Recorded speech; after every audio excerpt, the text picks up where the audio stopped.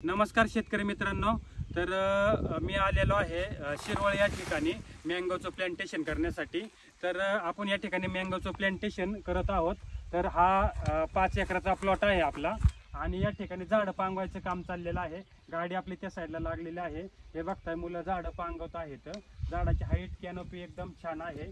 तर झाडाचं प्लांटेशन कसं करायचं हे मी थोडक्यात तुम्हाला सांगत आहे। तर हे आपण चाऱ्या घेतलेल्या आहेत, एक 2.5 फुटाची चारी घेतलेली आहे।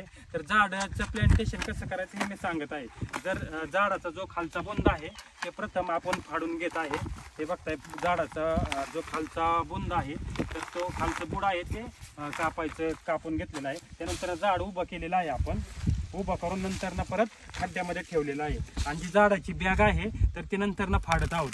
जो गट्टू आहे झाडाचा तर तो पूर्णपणे हा असा निघला पाहिजे, त्याने झाड मरत नाही। जर तुमचं खाली घेताना जर गट्टू वगैरे फुटला तर झाड मरण्याचे चान्सेस असतात। आता हे पाहतोय आपण की गट्टू त्याचा हा असा खाली दिसत आहे आपल्याला। तर गट्टू हा पूर्णपणे असा राहायला पाहिजे ज्यावेळेस आपण खड्ड्यामध्ये झाड टाकतो। तर हे अशा पद्धतीने प्लांटेशन केलं पाहिजे। इकडे पण बघताय तुम्ही की आता जे काही आपण गट्टू किंवा ज्या काही बॅगा फाडून ठेवलेल्या आहेत खाली, तर त्या पण तुम्हाला दिसत आहेत की ॲज इट इज बॅगा खाली दिसत आहेत। खाली शेणखत टाकून घेतलेलं आहे, त्याच्यानंतर लिंबोळी खत आपण खाली टाकलेलं आहे आणि नंतर आपण ह्याच्यामध्ये मँगोचं प्लांटेशन करत आहोत।